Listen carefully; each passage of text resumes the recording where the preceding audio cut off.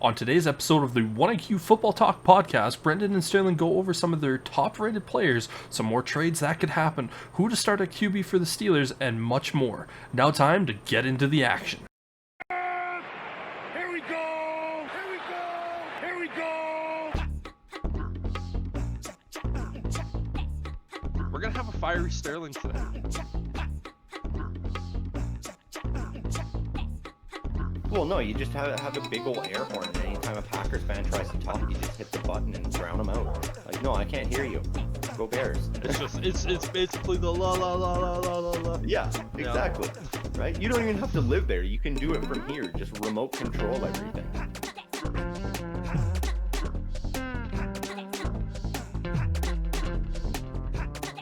Yeah, I'm pissed off, man. Fuck the NFL at this point.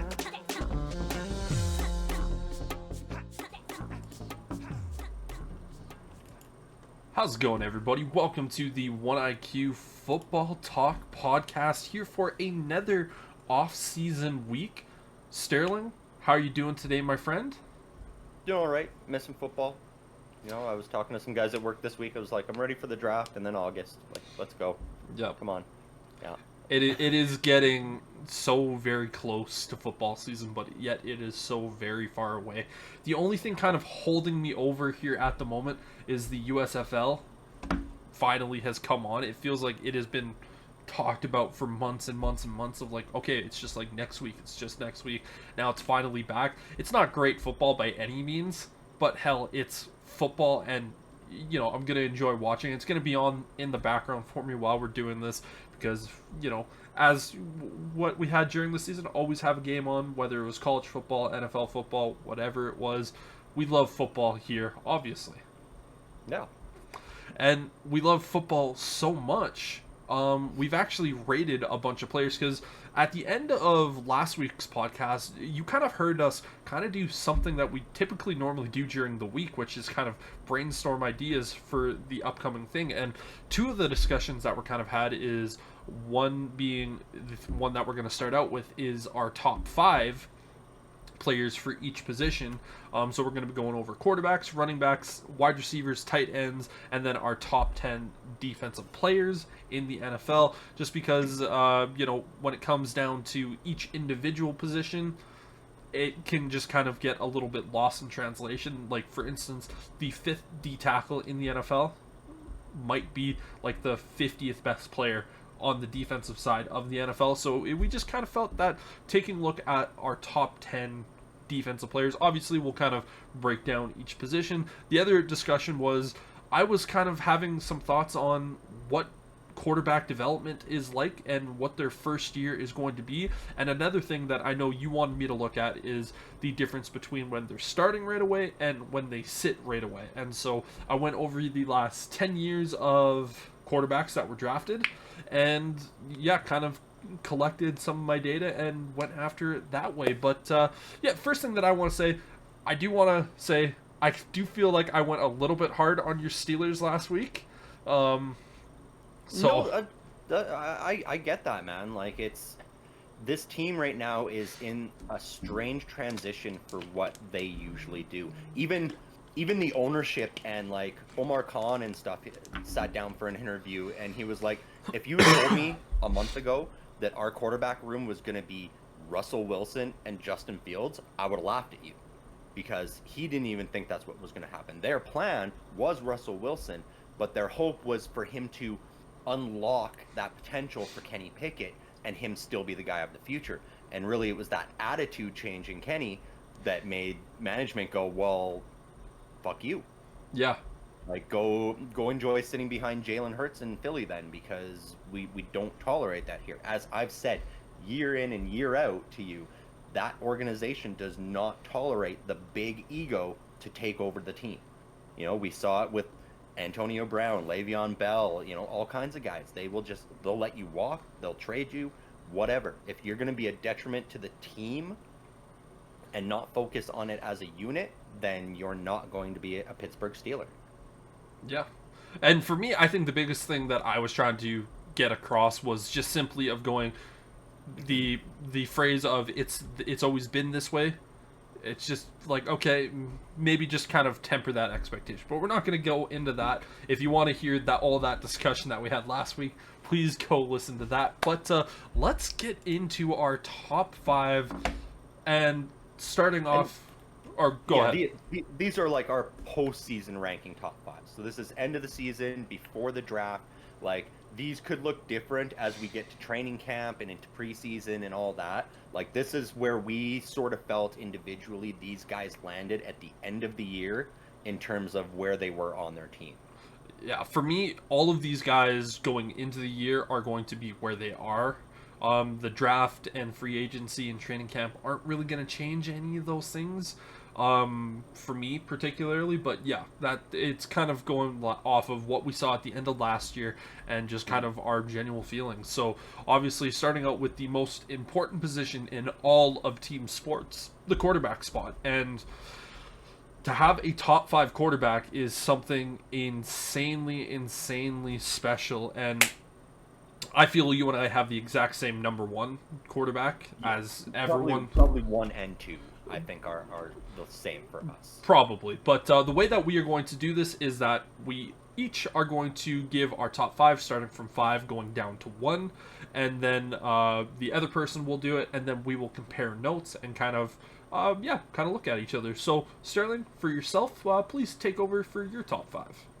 Yeah, it might end up surprising you a little bit, because this discussion is what really prompted us to go down this road. Was our discussion last week over top 5 quarterbacks and how I felt Josh Allen might not be a top 5. He is in mine. So starting at my number 5, probably the most shocking for me, it was a debate over who I was going to put there, and ultimately I landed on Dak Prescott, which surprised even me. I didn't think I would put him there, but there were a few that could have switched in and out. I just felt, in terms of importance, you take him away from the Cowboys and they're a much worse team. At my 4 spot, that is where I had Josh Allen land. And so he is in my top 5. Just looking at his stats and his numbers and the things he was able to do, he truly is a top 5 in there. And then at number 3, I have Lamar Jackson. Same as Dak Prescott. Like, I know his numbers weren't super impressive, but you take him away from that Ravens team, and that team is just severely different. And so that was why he lands at my 3, and then 2 and 1, which I think we'll have the same. Number 2, Joe Burrow. Number 1, Patrick Mahomes. Yeah, so I can't. Obviously, I have some differences in terms of mine than yours. Dak Prescott is not in my top 5. My 5th ranked quarterback is actually going to be Lamar Jackson. I think what you said there about Lamar Jackson for the most part is pretty correct. The only difference I have is that if you take Lamar Jackson away from this team, and I know they had a quarterback the last couple of years who was backing up Lamar Jackson, who was pretty much, you would just throw him in there and it was almost the exact same. You didn't feel a production drop off. Lamar Jackson is still one of the most dynamic quarterbacks in the entire NFL. I think you lose Lamar Jackson, depending on who your backup is and whether or not they play a similar game to Lamar, I don't know if you're going to see a significant drop-off like what we've seen from some of these other quarterbacks. And for me, the biggest thing with Lamar Jackson is that, it's the passing. Like, I look at it going, like, being the most dynamic athlete on the field and being one of the most exciting players on the field is deserving of being MVP, but, like, you're just on the cusp of my top 5 quarterback just because these other guys dominate you in terms of their passing ability. Number 4 is Justin Herbert. What this dude has been able to do his entire career is just be an absolute baller. Since day 1 entering the NFL, he has been one of the very best. And it's just unfortunate that he's with a Chargers organization that just seems to find these generationally talented quarterbacks that they just seemingly end up wasting their career. Hopefully with Jimmy Harbaugh coming into that organization, that starts to change, but that change might take a couple of years before it actually starts to get going because of how this organization is currently kind of doing. Yep. Number 3 for me is Josh Allen. The dude is one of the most frustrating quarterbacks to watch in the NFL because he is so good on any given day, but he can also be so bad on any given day. But when he's on his good days, he is without a doubt one of the best quarterbacks in the entire NFL. It's just one of those things where you just want to see him be a little bit more consistent with that day in, day out. But yeah, the turnovers are definitely an issue with Josh Allen, but going into every single week, you have the ability to win a game with Josh Allen at quarterback. At number 2, it's Joe Burrow. It's as simple as that. It's just so easy to put him at number 2. When he's healthy, he rivals Patrick Mahomes. He is the last guy to beat Patrick Mahomes in the most important stage in the NFL, which is the playoffs. And number 1, Patrick Mahomes, because he's Patrick Mahomes. Yeah, definitely. And I mean, Justin Herbert was right on my cusp. It was sort of Dak Prescott, Justin Herbert, Brock Purdy were the 3 I was floating at that top 5. I haven't seen enough from Brock Purdy to put him there, and that Chargers team just had such a rough go of it last year that I felt like Dak Prescott was in there instead for me. That's why. Yeah, fair. Like for me, I look at Justin Herbert. I go, if you take Justin Herbert away from the Chargers, that team has zero hope whatsoever. Like we saw that last year. Yeah, when he had his injury problems. Yeah, but like I'm talking like if like for instance, if let's just say the Chargers decided, or let's just say Herbert decided to pull an Andrew Luck and say, I'm retiring, guys. This Chargers team is without a doubt 6 years away from being potentially competitive again. With Justin Herbert, they can completely change this thing over in 2 years and be back to being competitive just because you have that guy at quarterback. If you take him away from that organization, they are in a world of trouble. And so for me, that's why I had him in that top 5. So yes. No, that makes perfect sense. So now moving over to the running back position, and this one I found was pretty tricky because some of the guys that you would expect to be on this list might not have made it, and this one definitely feels like you and I are gonna have probably 2 guys that are on the list that are in the same spot, but there's gonna be a lot of differences. So I think so, yeah. I think our number 1 will be the same, and beyond that, I think we're gonna see quite a different lineup. Yeah, as in our quarterbacks, 4 out of the 5 were the same guys on the list. The only difference is you had Dak Prescott, I had Justin Herbert. Granted, some of them were different numbers. I feel like we might have 2 guys that are the same on the list, maybe 3. I'm not entirely sure, but yeah, it's going to be interesting. So, sir, take it away. All right, yeah, I mean, for me, it might be a little bit more surprising. I looked at how important these guys were to their team, so they might not have the best stats for the year, but they definitely were the driving force behind their offense. And without them, we saw how bad those offenses became. So at my number 5 spot, I have James Conner with the Arizona Cardinals. I know that team was not good, but when he was there, at least they were competitive each week. They came close to winning games when he was in there. And not my number 4 spot, he didn't come in until partway through the year, but Kyron Williams. He came in and he lit it up for the Rams, and for me, that just earned him a spot on my top 5 at the end of the year.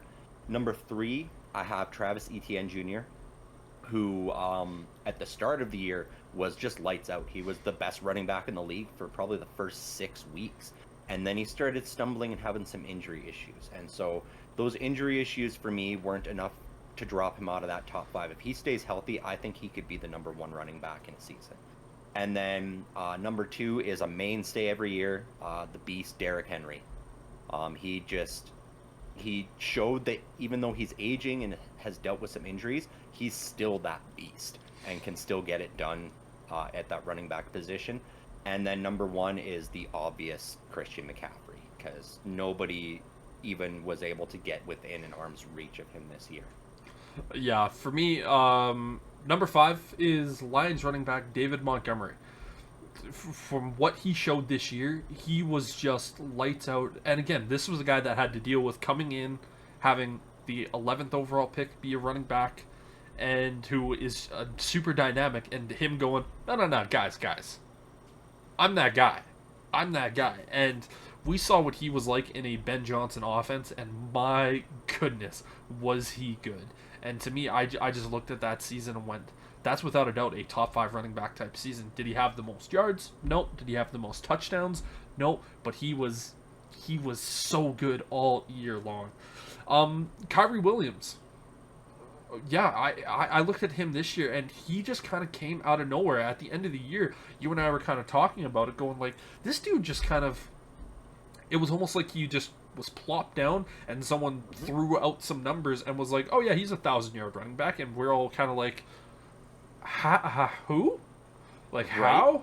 Like, well, like, what is this? And, you know, for being a young guy, I don't think he was a rookie. I think he's in his second year of play.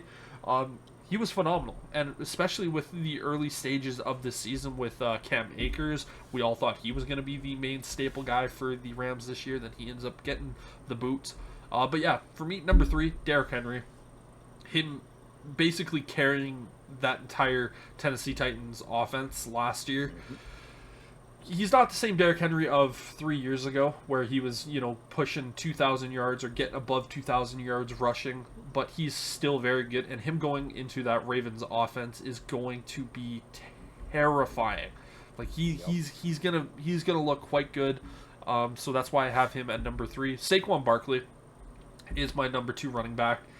Very similar situation to him with Derrick Henry, of Saquon Barkley. He had to completely carry that Giants offense that seemingly gave up multiple different times, and he was the only guy consistently doing something. And he goes from the Giants to the Eagles, where it's like, you want to play with one of the most lethal running quarterbacks in the NFL, and Jalen Hurts, and an offensive line that's going to be able to do everything.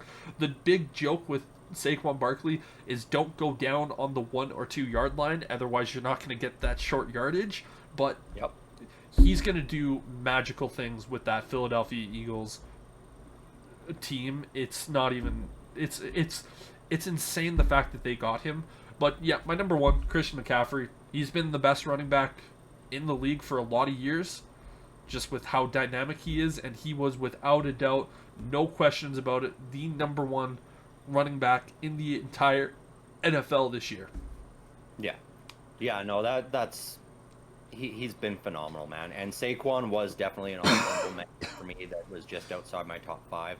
I'm sure some will be surprised that I didn't throw Najee Harris in there as well, being, you know, over 1,000 yards again, but I felt those other guys just had more to them.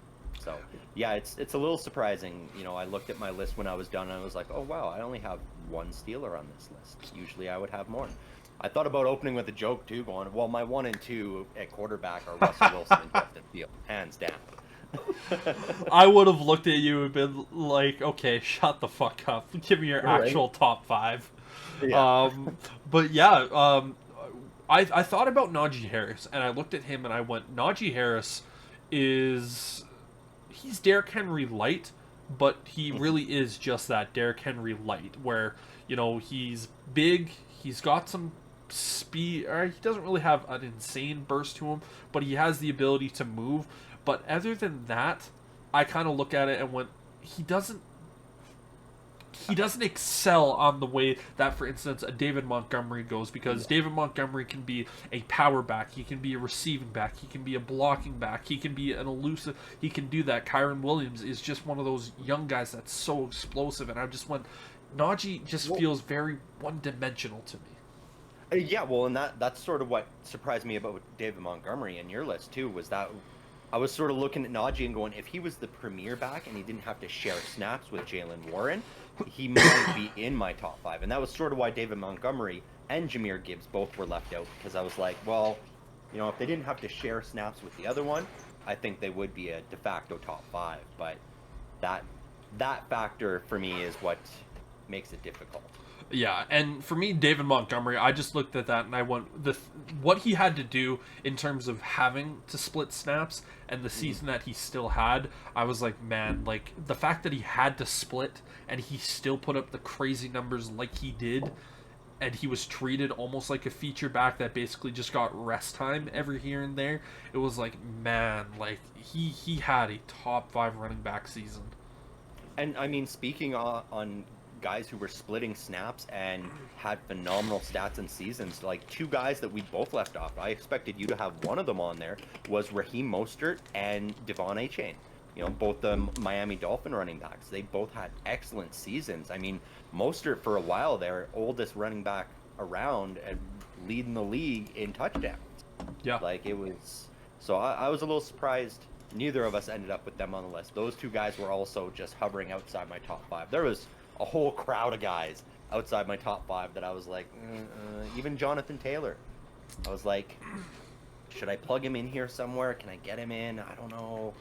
But it was an excellent year for running backs. This was a hard list to make. Yeah, for me, Mostert, he was definitely one of those guys that I was considering just because of how lethal he was with the touchdowns.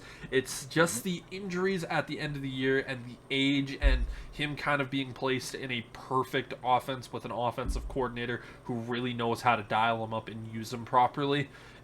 For me, it felt like it was more of a something of where he was used schematically wise, and it was just perfect fit, perfect timing type situation, as opposed to a guy going out there like David Montgomery, perfect place, perfect time, but maybe not necessarily perfect, position to kind of be in. But yeah, Mostert was definitely there. Achane was definitely close to being there. James Conner, Isaiah Pacheco was another guy that I was considering just of how hard he runs, but yeah, the running back position, man, was just so good this year. Yeah, it really was. Now, the wide receiver position, this is another one where I feel like, similar to running back, you can have a lot of different guys in the top 5. I feel like there's 3 guys that are without a doubt locks to go in here, and then, the rest is kind of up for debate. But yeah, take us away, my friend. This is the only one where I have a feeling all 5 are going to be the same, possibly differently numbered for us. I really do. Because for me, my top 4 was really easy, and I had a guy at number 5 for most of the week until I started thinking, and I was like, how did I forget this guy at number 5? Like, he should be higher, but due to injuries, both to him and his quarterback, his numbers weren't great last year. But I can't exclude him from my top 5. And that is Justin Jefferson at my number 5 spot.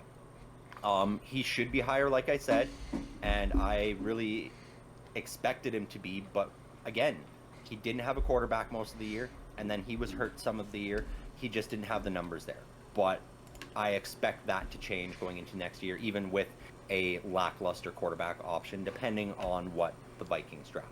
At my number 4 spot, which will make you happy, I'm sure, is DJ Moore. Dude was just lights out. Anytime Justin Fields threw him the ball, he was making things happen. And that's just it. He's one of those receivers. He showed if you get him the ball, he's going to make special things happen. And he did. And this year, catching it from Caleb Williams, I expect him to it'll be a race between him and Keenan Allen to 1,000 yards, but I expect DJ Moore to be probably over 15, maybe even over 1,800 yards this year. It's going to be absolutely nuts. My number 3 spot goes to Amon-Ra St. Brown, who was just a difference maker on that Lions offense. When he was out there, they were winning games fairly convincingly. And the couple times he wasn't able to play, you saw that offense struggle a little bit. And he came on like fire this year. He was so good. And much like DJ Moore, you get the ball in his hands and he was making special things happen. And then number 2, CeeDee Lamb, he broke Cowboys records this year. He put up phenomenal numbers. Honestly, he would have been the number 1 if not for the guy who's been number 1 in the league for a while now, and that's Tyreek Hill, he's just too damn good. Fair. You and I do not have all same guys. Okay. But one of the players that I was a little bit shocked to hear, which is my number 5 guy, and that's DJ Moore. I thought I was going to have to really try to convince you on this one because a lot of things that you were saying of like you put the ball in his hands, he had to do everything. You just look at what DJ Moore has had to go through over his career, where it started out with Cam Newton, but an aged Cam Newton, and then it was Sam Darnold, then it was Baker Mayfield the next year, then it was this, then it was that, then he gets traded, and he's just been consistent. And I think he showed this year with Justin Fields. He goes, like, it was one of those things where people were like, oh shit, we actually have to worry about DJ Moore because, like, the Bears actually have a weapon. And if we do not properly focus in on DJ Moore, he's going to burn us. Like, just look at the Commanders that one game where it was like, okay, this is an winless team. They're on like a 14-game losing streak in terms of everything. They just blew a terrible lead to, the Broncos the week prior to. Matt Eberflus, if we beat him, he's going to be fired, this, and that. DJ Moore, they kind of just forgot about him, and he's like, hi, 200 plus yards, 3 TDs, and a bad day for you. And Yep. It is going to be special to watch him with Keenan Allen on the opposite side and have Caleb Williams throw him the football. Like, to me, all that says, and exactly like what you said, it's going to be hard not to see him be like a 1,500-yard type receiver and being in that conversation for the league leaders in receptions and yards next year potentially, and just the playmaking ability. Number 4, I have CeeDee Lamb. Again, he broke Cowboys records this year. He was without a doubt a dynamic player, and he's easily one of the best receivers in the league, and he's been one of those guys that has always kind of been on the cusp of either being a top 10 or a top 5. Right now, I think he's definitely solidified himself. He is without a doubt an amazing wide receiver. Tyreek Hill, my number 3, he is still without a doubt the most dangerous wide receiver in the NFL in terms of his speed. It's incredibly difficult to stop him when it comes down to him being in the open field and his just speed ability. He is so good, but I feel the two guys above him have just more to offer than that, just open field and speed. Number 2 is Jamar Chase. I was kind of surprised that you left him off your list. Jamar Chase, he's a dog, man. Like, he can do it all. His route running is unbelievable. Like, he and Justin Jefferson, who is my number 1, they are so close in terms of what they are able to do together. Justin Jefferson is still my number 1 receiver. He played in 10 games and had over 1,000 yards. And he had, no Kirk Cousins for a good portion of that. He was coming off of health issues. He had a variety of different quarterbacks throwing him the ball last year, and he was still able to put up those numbers. Him going to be healthy. If he stays healthy for an entire season, you can lock in 1,400 yards guaranteed, in my opinion. He's almost 100-yard per game type wide receiver. That is, to me, what you have as your number 1, and... Yeah, I know. Like I said, I just completely forgot about him initially. I had Keenan Allen in my number 5 spot to start out with. Jamar Chase, without Joe Burrow there, you didn't hear about him every week. People weren't talking about him. He wasn't balling out the way Justin Jefferson does when he doesn't have his quarterback. He was also dealing with injuries throughout the year. Exactly, and that was sort of my issue, and that was one of the players that I was referencing when we started out here, saying my list will likely look different come preseason and stuff like that. Jamar Chase will probably be in that top 5 at that point, but at the end of this year, no Joe Burrow, Bengals were not playing great. I was like, Jamar Chase wasn't winning games for this team, and that was sort of what it came down to for me, having him drop out of my top 5. Fair, and one of the reasons why I do have Jamar Chase is I also kind of looked at it from a sense of, if I had to choose a wide receiver to put onto my team, Jamar Chase is without a doubt one of those guys where I'm snagging, because he is that difference maker, he is that game changer. And yeah, having Joe Burrow there is super helpful, having Tyler Boyd, and then having I'm forgetting the other T. Higgins there is also really helpful. But we saw the fact that in his rookie year he had all those same guys, and he was that dog, and then he continued that, and he continued, and so for me, that's just kind of why, and yeah, so.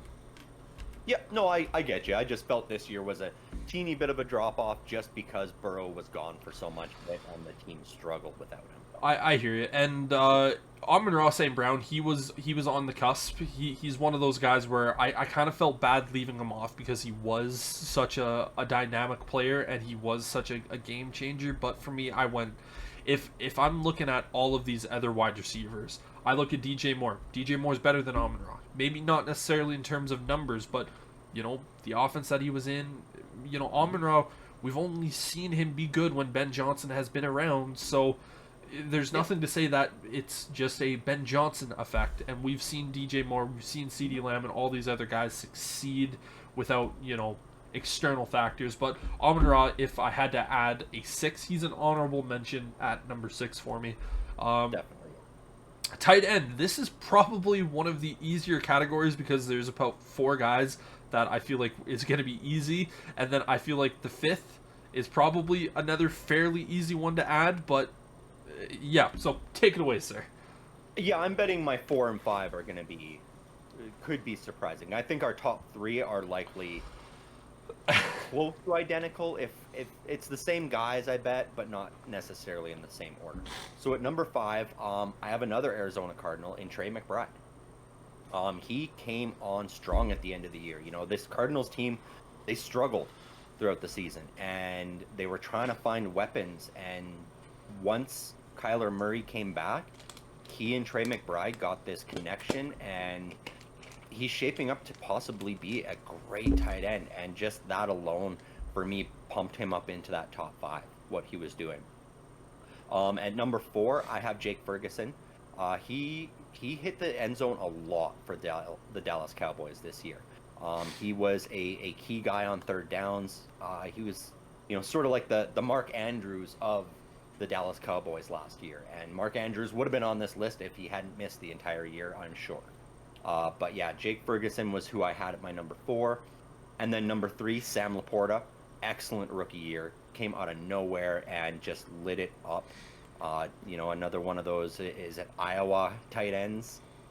Yeah, yep. Just, these guys are good. They churn out that tight end position. It's nuts. You draft an Iowa tight end, you're in a good spot. Right, exactly. At number 2, I have Travis Kelce. I know a lot of people would have him number 1, but he struggled through a lot of the mid part of the season. I know he came on strong in the playoffs there and in the Super Bowl especially, but that consistency wasn't there all year. Could have been due to distractions, to having a new girlfriend, who knows? But it also could be due to age. He's not a young man anymore, so it's he honestly, my 1 and 2 were interchangeable. I was flip-flop, and I just basically flipped a coin, and George Kittle landed at my number 1 for that reason. He had a little bit more consistency through the season, despite not showing up at all in the Super Bowl. That really was tough, but it wasn't enough for me to knock him out of my top 5, like my number 1 spot. Fair. Yeah. For me, Sam Laporta, it was my number 5. I just felt like a rookie could not go any higher on this list because it was just a rookie season, and the team that he was on with the Lions, with Amon-Ra, with David Montgomery, Jahmyr Gibbs. But with that being said, what we saw from him, I could very easily see him next year taking over my number 1 guy at the very end, because he is... You just don't see that from tight ends. Most of the time when we talk about tight ends, we always go, okay, the rookie year, doesn't matter who they are, they're going to take their lumps a little bit. It seems like one of those positions where you just kind of need to get that feeler year out in year number 1, and then year number 2, it's like that explosion of talent of like, holy shit. Like this, he's one of the best. Like we saw it with George Kittle, we saw it with Mark Andrews, saw it with T.J. Hawkinson. We've seen it with so many tight ends, of where that rookie season, it's kind of that little bit of like, okay, this is a baby year. We just need to get through this season, and then we know we're gonna have a great guy. And Sam Laporta defied all of that and said, I'm just gonna be one of the best weapons, not just tight ends, but one of the best weapons in the entire NFL. Number 4 for me is TJ Hawkinson. I think, being a part of that Vikings offense with, Justin Jefferson and Jordan Addison, and he was still dynamic. Like, he's one of those guys that is ability to block. Again, Iowa tight end. I have 3 on this list. Surprise, surprise. He is still, without a doubt, one of the top premier tight ends. Again, better quarterback plays, without a doubt, going to help him. But when you look at TJ Hawkinson, he's still one of the younger guys on this list. I think he's only been in the league for 5 years. He's still... He's that guy, in my opinion. And 4 is a great spot for him to be in. Number 3 is a guy who didn't play this year, but is so good he still has to make my list. And that's Mark Andrews. You don't see Mark Andrews play, and you definitely saw that effect on the offense. If Lamar Jackson had Mark Andrews, his safety blanket this year, we might be talking about them in the Super Bowl. We might be talking about them winning the Super Bowl this year because, we like to look at Lamar Jackson's numbers. I think we're forgetting to add maybe potentially 1,000 yards to his passing, just taking away Mark Andrews. And Lamar Jackson was still able to win the MVP award. Yeah. Mark Andrews is definitely going to be one of those guys where I'm going to be watching heavily this year because you didn't play for a season. You need to show me that you're still that guy. But for right now, I can't bump him off. No, that's fair, man. And honestly, I feel like his injury was the catalyst for that hip drop tackle being banned. Potentially. That's what ended up hurting him, and as a result, we lost one of the best tight ends for the entire season. Number 2 to me is another Iowa tight end. The one that really kind of kicked off this trend of the Iowa tight ends, George Kittle. He is still without it. He's my favorite tight end in the NFL. He's a Chicago Bears fan. He's, an Iowa boy, but, basically just outside of Chicago. He is one of the most entertaining players in the entire NFL. He is so good at blocking and catching.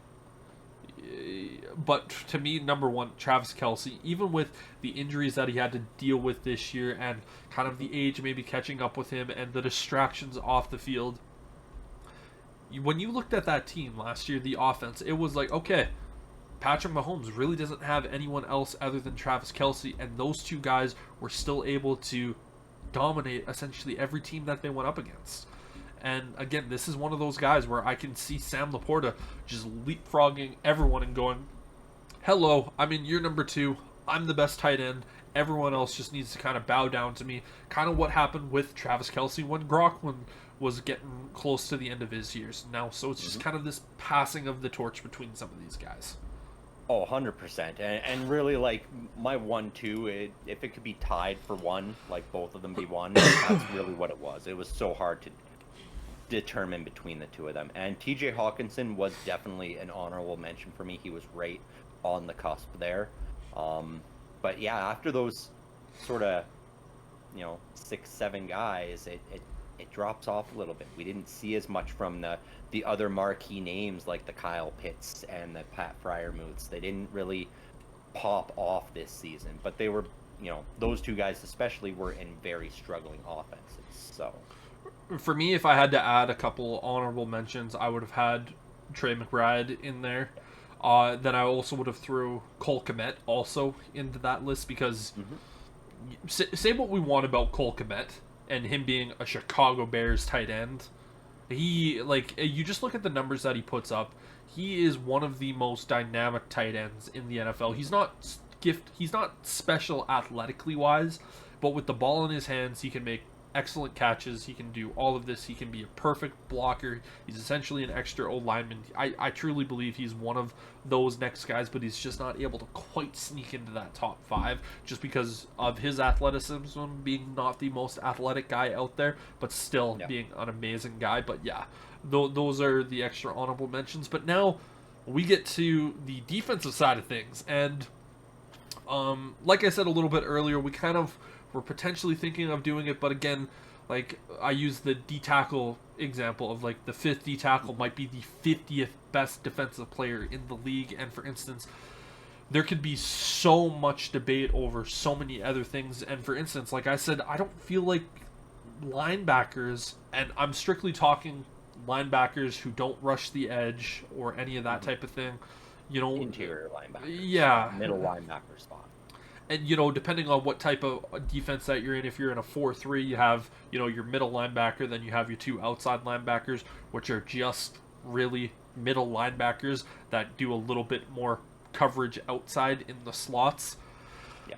For me, I just can't really argue that any one of those guys makes so much of a difference that they can be a top 10 defensive player. But I'll let you kick us off here. Yeah, I mean, this was a tough one for us to decide how to break it down for sure. You know, my list is dominated by edge rushers. You know, that's outside linebackers, defensive ends. But the biggest issue we had when we were talking about it was, like you said, the defensive tackle, the middle linebacker, the safety position, which we saw took a big hit at the end of the season this year, where all the teams were like, this position is not as valued anymore. So that's why we landed on doing a top 10 of overall defensive players. And again, like all the other positions, some of these guys, it's not necessarily going to be they knocked it out of the park with their stats. It's just that they were a special player for their team. And their position. So, exactly. And so at my number 10 spot, I have Deron Bland. He was a unique cornerback this year. Yes, he got burned a lot, but he had some amazing highlight reel plays, and helped keep this Dallas team in a lot of the games that they were playing.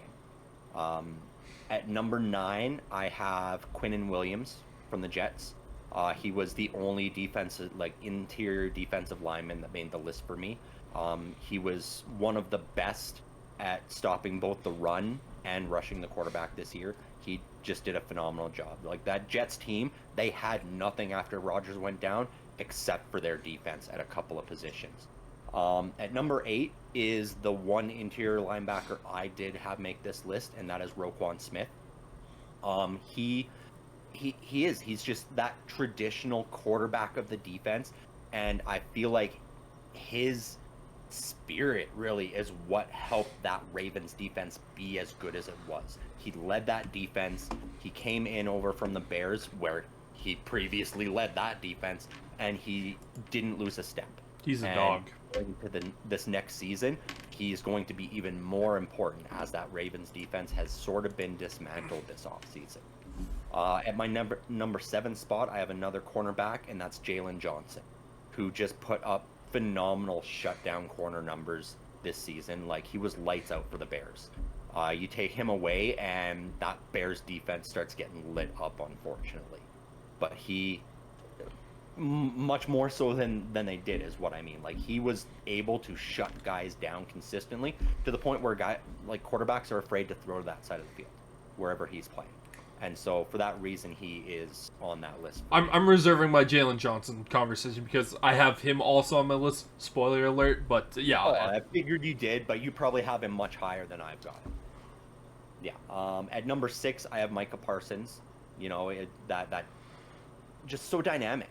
You know, he plays such a variety of positions. He reminds me so much of like Troy Polamalu back in the day, where you can move him around that defense and he can rush the quarterback from anywhere, and he's still a very serviceable cover guy. You know, he's able to keep with a lot of the tight ends and running backs and make plays there. At number 5, I have Sauce Gardner. He just barely edged out Jalen Johnson as my number 1 cornerback, primarily because he was doing it a little bit more alone in his secondary, as opposed to Jalen Johnson, who had a little more support in that secondary. But Sauce Gardner, same as Jalen, like, he's one of those guys you don't throw it to his side of the field for fear of what he can do. He makes special things happen.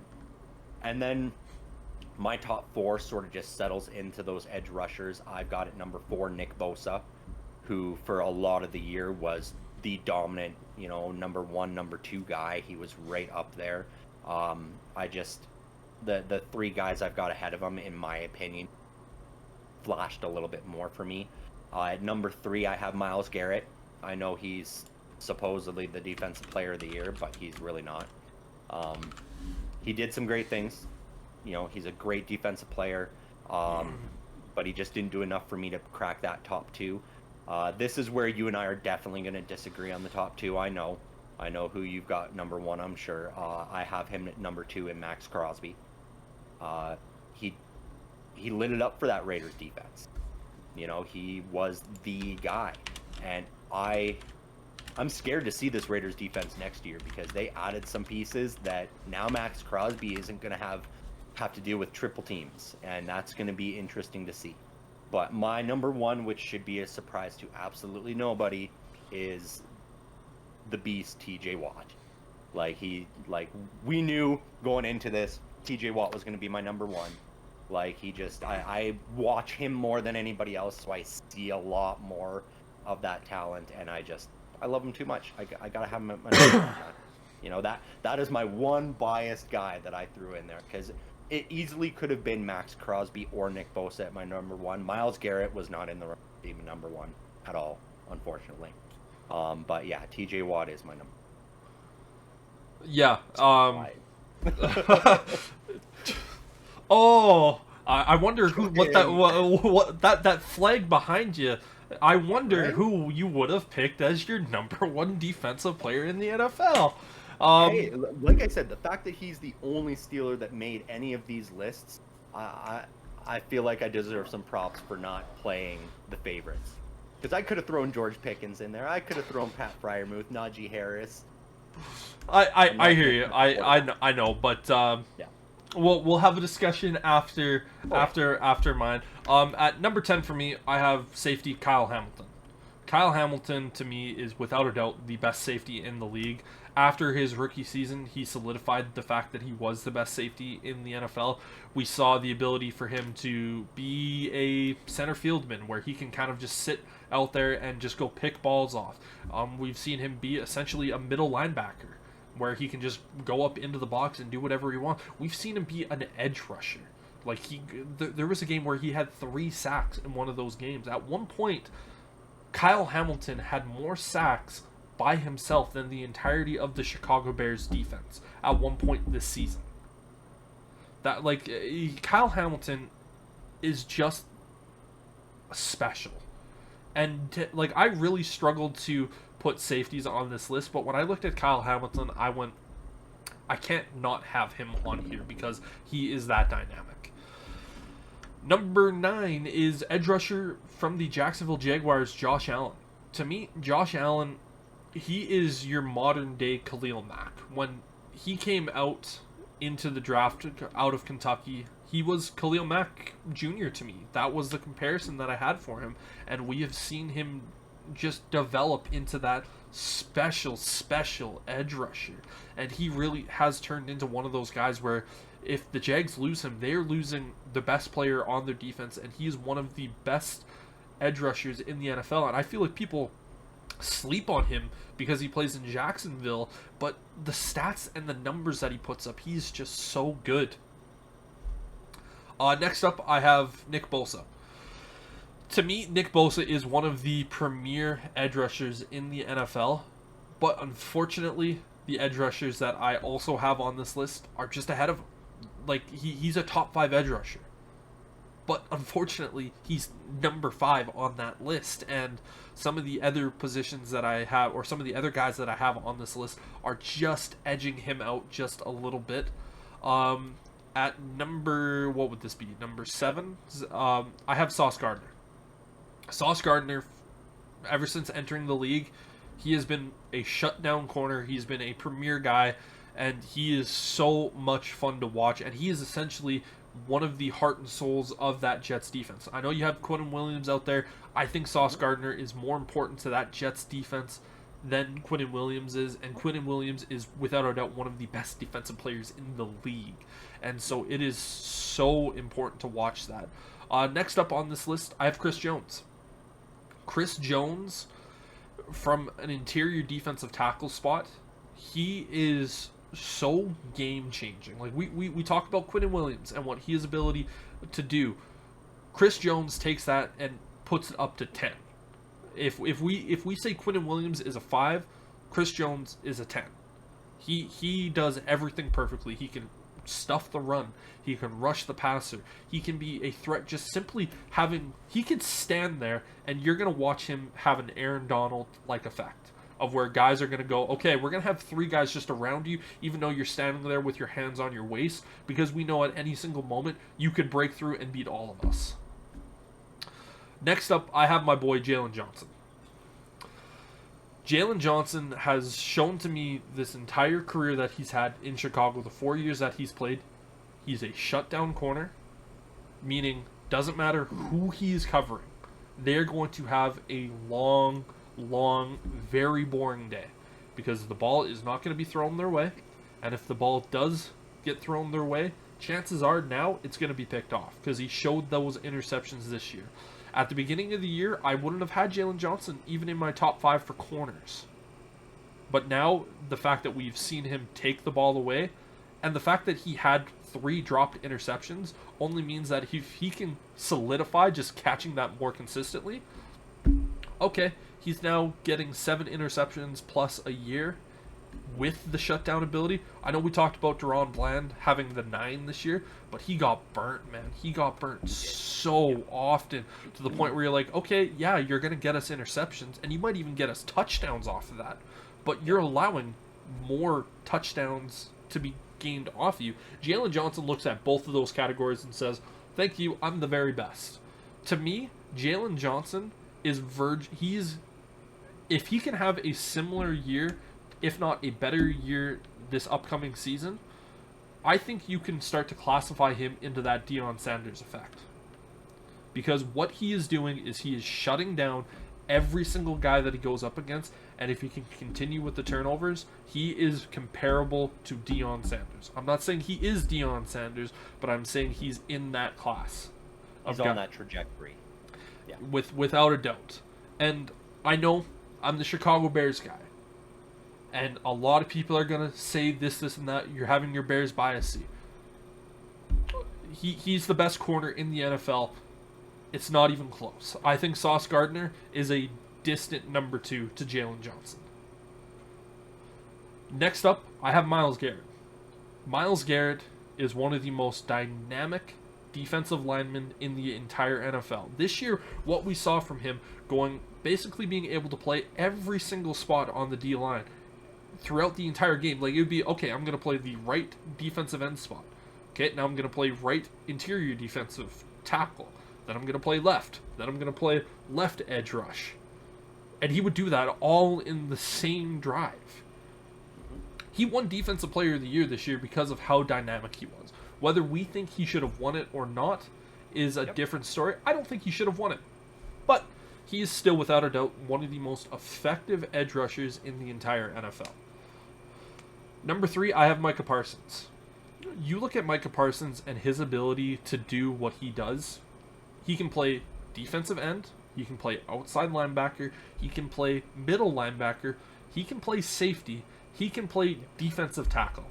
Not only can he do all of those, but he can do it at a top 5 level at each individual position. The fact that he's on the Cowboys pisses me off because he is that goddamn good. Yeah. Without a doubt, the most dynamic defensive player in the NFL. Number 2, I have Max Crosby. Max Crosby, to me, he showed this year that he should have been the Defensive Player of the Year. What he was capable of doing on that Raiders defense and the fear that he put into opposing teams was one of those things where you looked at him and went, this dude is a different animal. And the fact that they got Christian Wilkins, like, oh my goodness, like, what the hell are teams going to do against the Raiders D-line? Because you forget, on the opposite side, they have the 7th overall pick in last year's draft, Tyree Wilson, who started to he started to figure some stuff out at the end of the year. Now you have Christian Wilkins, Tyree Wilson, and Max Crosby. Look out.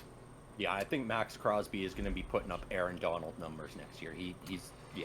It's going to be scary. That Raiders he could potentially break the sack record next year, and I don't think it's think going to be by like a half a sack. It could potentially be like 4 or 5. Yeah. Like, it's going to be one of those things where we could potentially see it be like Madden, where you see like, oh, he got 30 sacks this year, and you're like, okay. Yeah. And at number 1, I have Charvarius Ward. No, I have TJ Watt. Yeah. I went into this list going, because I started at 1 down, and I was looking at players, and I said TJ Watt, no matter what, he's in the top 3. He's in the top 3, and I have to convince myself that these players are better than TJ Watt. And I looked at Max Crosby, and I said, Max Crosby, he's a special player. He should have won Defensive Player of the Year. He's going to be probably one of the most dynamic and fun defensive players to watch over the next couple of seasons. But TJ Watt has been doing it more consistently these last couple of years. He should have won more Defensive Player of the Year awards. And I looked at Micah Parsons, and I went, he's one of the most dynamic guys. But is he better than TJ Watt is now, today? I don't think so. And, TJ Watt, he is an absolute threat rushing the passer. He's great in coverage as well. He is exactly what you hope to draft when you draft an outside linebacker, with the ability to cover while also rushing the passer and being amazing top 3 at both of those spots, if not top 1 at particularly both of those things. The only big problem I have with TJ Watt is the same problem that I had with JJ Watt. That's health. Injuries. Is health. These boys are too big and too explosive for their own bodies to handle. Yep. But with that being said, TJ Watt, he's the best player on the defensive side of football. And if you were to properly take a projection of where he lands, not just on the defensive side of things, but in terms of just the NFL itself, I think he slots in at number 2 behind Patrick Mahomes. Yeah. Because he is that important to that Steelers defense. When TJ Watt is not playing, the Steelers do not win, and that was the reason why I had TJ over Max Crosby. That was kind of the final straw that I had, was if you take Max Crosby away from that Raiders defense, they suck. But if you take TJ Watt away from the Steelers defense, they lose. And they lose badly. Yeah, and I mean, the thing with the Raiders, too, like, Max Crosby there or not, they're not necessarily winning games. Whereas TJ Watt, if he's on the field, he had that ability to change the game and turn a loss into a win. Yeah, he's one of those defensive players where you look at and go, this guy can win you football games in a league that is entirely focused on offense, and they want more offensive production. TJ Watt is one of those defensive guys that goes, excuse me, sir, let me just win this game for my team. That game against the Browns early in the season this year, TJ Watt said, thank you, I know my offense is trying to purposely lose this game for our team, and they are actively going, no, please, you have the ball. No, we don't want to win this game. We feel it's your guys' time. TJ Watt said, listen, fuckers, fuck this guy, fuck him, and fuck him, and fuck you, Mike Tomlin, and fuck you, Matt Canada. I'm winning this goddamn game, and he did it. Yep. That's the reason why he had, and I like when you went and like, I know we're gonna have difference of 1 and 2. I was like, I'm about to make this man very happy, because I can't have TJ Watt not be the number 1 guy.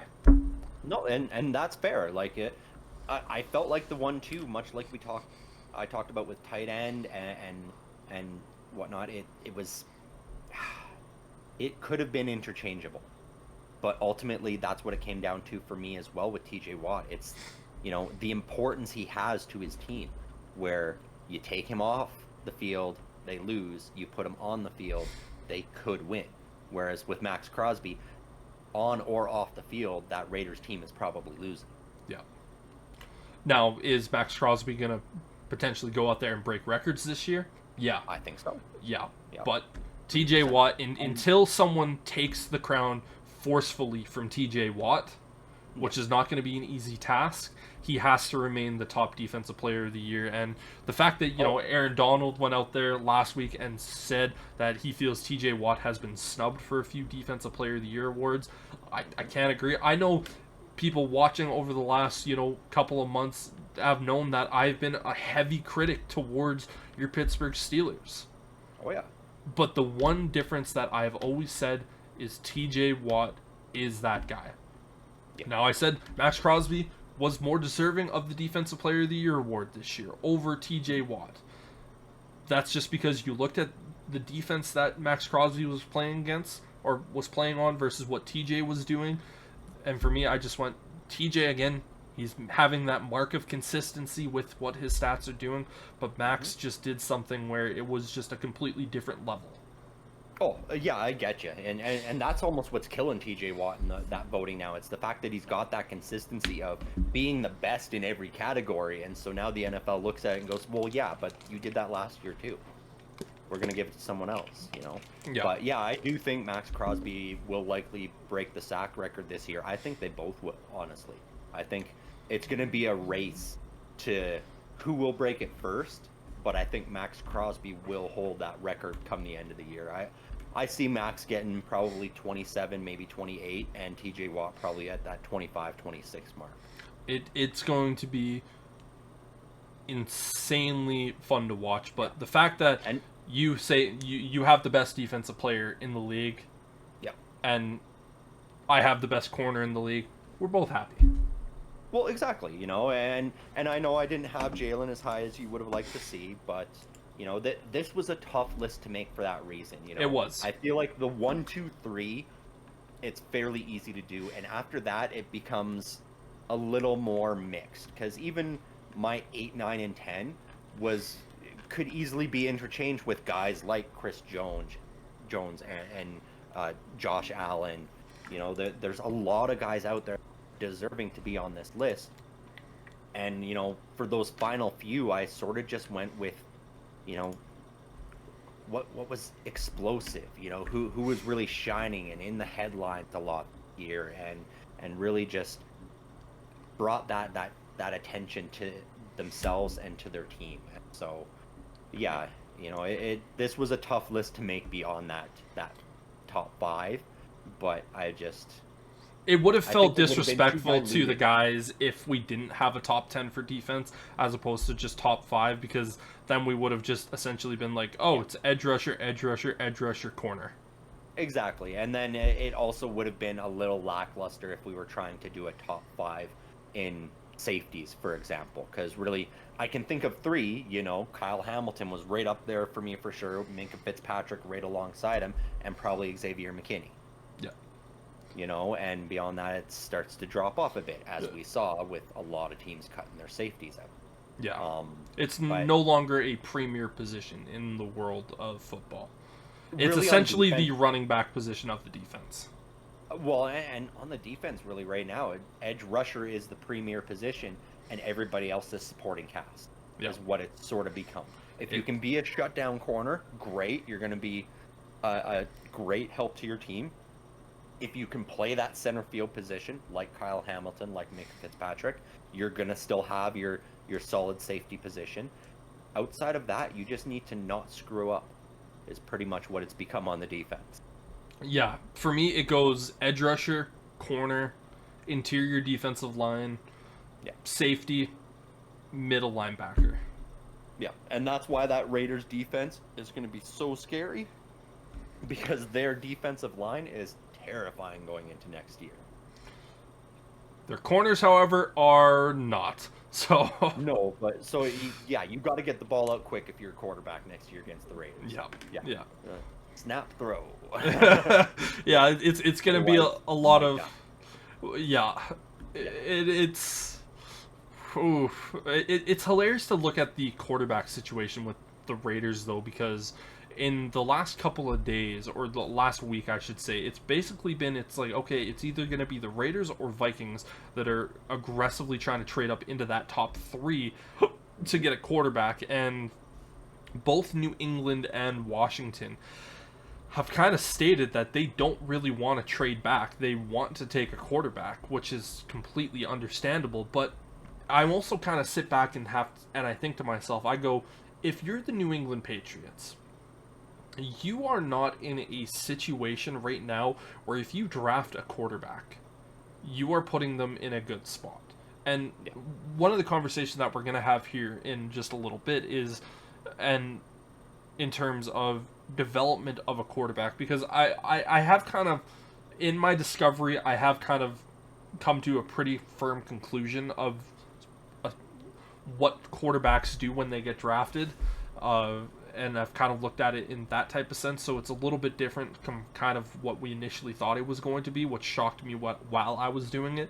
But the Patriots kind of seem like a team where they have so many holes and they have so many problems that you might as well trade back, acquire a shit ton of draft picks, because you're not going to be good next year. Jacoby Brissett heading back to New England after playing there his rookie year, they're not going to be good. The chances of you being in a situation next year where you have another top 3 pick are very likely, if not having the number 1 pick, where you can have that selection of a Drew Allard or Shador Sanders or whatever the case may be. But you're setting yourself up, and again, let's just say the Raiders trade you that, and they say, we're going to trade you, our first round pick this year, our first round pick next year, and we're going to give you a second, and, we'll give you a player on our team to move up. It doesn't necessarily have to be someone special, but it might be a Hunter Henry, their backup tight end behind Michael Mayer. It's just, like, you can put yourself in a position to be really, really good while also being really, really bad. I just look at what the Bears did last year, where they had so many holes and so many problems that even if they didn't have a quarterback last year in Justin Fields, I would have preferred them to trade back and acquire a bunch of this stuff so that they could be in a position this year to really set themselves up well in the future. And kind of the moves that we've seen from the Patriots this offseason, they've kind of almost showed their hands of saying, we're okay with being the worst team in the NFL next year, or one of the worst teams. So I don't think that's a great situation to put a rookie quarterback in, and I feel like that's a perfect opportunity to kind of jump into this other conversation that we have, which this all stemmed from us talking about the Steelers and their quarterback situation, and me saying that Justin Fields should be the starter, because he has that playing time in the NFL, and getting him to sit a year while he's already had 38 starts in the NFL doesn't really feel beneficial to me. We already had that conversation. Go listen to that. But then it kind of went down this road of, what are quarterbacks doing when they get into that rookie situation? And for years and years, you and myself have always had very different opinions on what quarterbacks and how to develop them. I am the type of guy that says, if you draft a quarterback in the first round, whether it's pick 1 or whether it's pick 32, they need to be your starter, because this is the guy that you are hoping to be your franchise-defining guy. You are spending your top pick on this particular player. And for you, I know it's more of the, if it's outside of the top 5, it's sit for a year and develop. If you have nobody to play that position, then he's going to be starting. But if you have a serviceable option outside of that top 5 pick, I've always been of the belief that he should learn the system and learn the speed of the NFL compared to college first. Yeah, and so for us, that's kind of one of the things, and one of the things that you asked me to do is take a look at guys when they started versus when they sat for a year. And so I started all the way back in 2014, and I went to 2021. I could have done 2022, but there was only, 2 quarterbacks. It was really hard to judge, and obviously we're not going to talk about 2023. That was 1 year. So essentially the way that I'm going to go about this is I'm going to say the quarterback's name, and I'm going to ask you if you think they are a good quarterback or a bad quarterback. And then I will go through some other stuff. So starting in 2014 with the 3rd overall pick, Blake Bortles was selected. Not great career backup. Yep, for a couple of, he had pretty much 2 good seasons in the NFL, but one of the discussions ultimately that we kind of wanted to go off of was, I said, your rookie season, when you play as a quarterback, whether that's your rookie season or the first year that you actually play, will ultimately determine your kind of trajectory throughout the NFL. I will say, I don't think that's necessarily true, because we have seen guys that have had some pretty good numbers in their first year of actually being a starter, and then it's just kind of some of that roller coaster, so that theory is completely out of the water. But Blake Bortles, just shy of 3,000 yards, 11 TDs, 17 interceptions, did start in his rookie year. Johnny Manziel. Johnny Manziel was a bust. Yep. He started in year number 2, didn't really play in his first year, and kind of went out there. And for me, the way that I judged if I gave them the actual yes they did or didn't was 7 games. If you played 7 or more games, then I classified you as a starter in year number 1, or whatever the first year you actually played. And there are some guys on this list. I went basically rounds 1 to 4, with the exception of Brock Purdy, but then again, he was, in 2022, so I didn't count that year. But as long as, if you rounds 1 to 4, that's kind of the range that I gave you. And if you basically didn't play at all, then I didn't even include you on the list. Next up, Teddy Bridgewater. Teddy Bridgewater, I mean, he's a decent quarterback, but honestly, the injuries is what really did him in, I think. Yeah. He had potential. He started his rookie year, and his stats were 2,900 yards, 14 TDs to 12 interceptions. So, nothing crazy. Derek Carr with pick 36. Poopy Pants Carr? Poopy Pants Carr. I mean, he had some good times until, again, the injuries. I think without a doubt, Derek Carr is a top 15 quarterback in the NFL. He's closer to being 15 than he is to 10, but he has his very strong limitations. Derek Carr's rookie year, he had 3,270 yards, 21 touchdowns to 12 interceptions. That's a pretty good rookie year. Yeah, and he went into a Raiders team that was pretty shitty. The last quarterback on this particular list, Jimmy Garoppolo. Jimmy G went into the Patriots and backed up Tom Brady. Didn't do much for a while. Unless Tommy got hurt. So, when I was looking at Jimmy Garoppolo's category, or stats, he didn't fully have a proper starting season until year number 6 of his career. He played in games for seasons in that, but he never reached that 7-year mark, or that 7-game mark during a regular season. He didn't get it till year number 6, where he properly, but that year he threw for just shy of 4,000 yards, 27 touchdowns, and 13 interceptions. I think you and I both would say that he's in the top 40 for quarterbacks, but he's in that top 8 for backups. Yeah. So, definitely going to speed run a little bit more through this, just for the next couple of years, because again, the things that I found throughout this study, and one of the things that I was looking at going like, okay, in terms of stats of what their rookie season, or air quotes, their first season of play, their first season of play dictating their career, that's not really true in that sense, so I've kind of just eliminated that, and now we're going into the sense of whether or not they started their rookie year or they sat, and kind of taking and judging it off of that. Jameis Winston. Now we're in 2015. First overall pick. The blind as a bat, Jameis Winston. Did you see the tweet he put out this week? He was like, I thought Bruce was black. Yeah. I mean, that was a tough one, because he came out and he looked good in college, but then was just, he threw so many interceptions until he got that LASIK. And then, ever since the LASIK, he's been a backup. Yeah, pretty much. He's fought for starting spots, but just hasn't been able to land it. Yep. Marcus Mariota. Yeah, I'd say he's a top 5 backup. Yeah, he is, without a doubt, a backup in my opinion. Both of those guys started right away as rookies. So... See, and I didn't agree with that with Mariota. I thought he should sit for a year. I think that would have done him much better.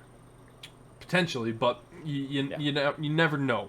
In 2016, you had Jared Goff, Carson Wentz, Paxton Lynch, Jacoby Brissett, and Dak Prescott. In that order? Dak Prescott was 5th quarterback taken there? Holy. He wasn't even the 5th quarterback. There was just guys taken in between that point that just sucked even more.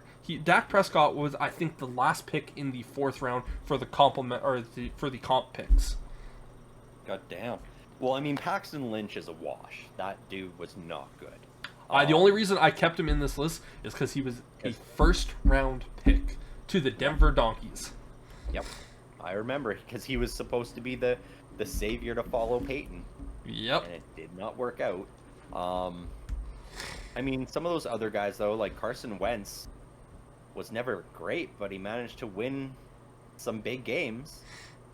Jacoby Brissett, I've always felt, is a verging starting quarterback. Like, because he's going into the Patriots this year, right? He's going back there. And honestly, that's why I agreed with you. They should trade away that pick and just roll with Brissett, because I think even with Jacoby Brissett in there, he could win them 5 to 8 games potentially.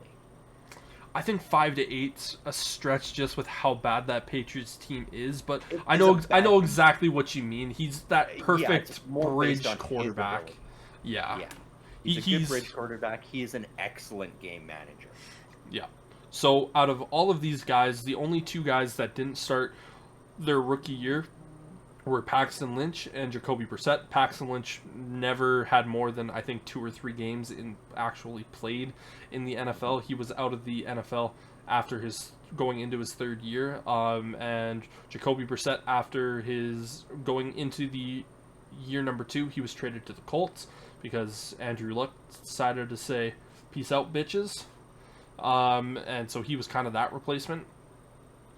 But Jacoby Brissett, again, coming in, he hasn't been, like, he sat for a year behind Tom Brady and Jimmy Garoppolo. So, he learned from a couple of good guys, but Dak Prescott was a starter immediately. Going into 2017, the quarterbacks selected were Mitchell Trubisky, Patrick Mahomes, Deshaun Watson, and Deshaun Kaiser. Those were the only 4 guys. The only guy to sit his rookie year was Patrick Mahomes. Yep. And honestly, he was the catalyst for my argument in that sitting a guy, look at how much better they can potentially be. Because he's really, in my opinion, the first quarterback that they've done that with since Aaron Rodgers. And then prior to that, we saw it with lots of guys through the early 2000s would not start right away in their rookie year, from guys like, Ben Roethlisberger, for example. I don't believe Drew Brees started right away. I think he did. I'm not 100% sure on that one, but I feel like it was a trend that happened a lot more in the late 90s, early 2000s, where it was, for lack of a better word, groom this guy to be our starter, our franchise guy, and then unleash him on the world. Yeah. And the last 10 to 15 years, it's been all about draft him, he's starting, oh, he didn't do it for us, get out, we're going to do it again in 4 years. Yeah, so I'm quickly just going to speed run the 2018, 2019, 2020, and 2021. So 2018, Baker Mayfield, Sam Darnold, Josh Allen, Josh Rosen, Lamar Jackson, and Mason Rudolph. 2019, it was Kyler Murray, Daniel Jones, and Drew Lock. 2020 was Joe Burrow, Tua Tagovailoa, Justin Herbert, Jordan Love, and Jalen Hurts. In 2021, it was Trevor Lawrence, Zach Wilson, Trey Lance, Justin Fields, Mac Jones, and Davis Mills. Out of all of the guys that I mentioned, Mason Rudolph did not start his rookie year. He got his first kind of starting season in year number 2 when he replaced Ben Roethlisberger for a handful of games. Drew Lock was another one. He started mostly in year number 2. Jordan Love and Jalen Hurts both sat. Jalen Hurts got his main start in year number 2 and Jordan Love in year number 4. And then the rest of the guys, with the exception of Trey Lance, have all been starters immediately, and Trey Lance has done nothing in the NFL. Yep. I mean, he had that pretty horrible ankle injury, and that's really what derailed his career at this point. He's now third string in Dallas, still, as far as I know.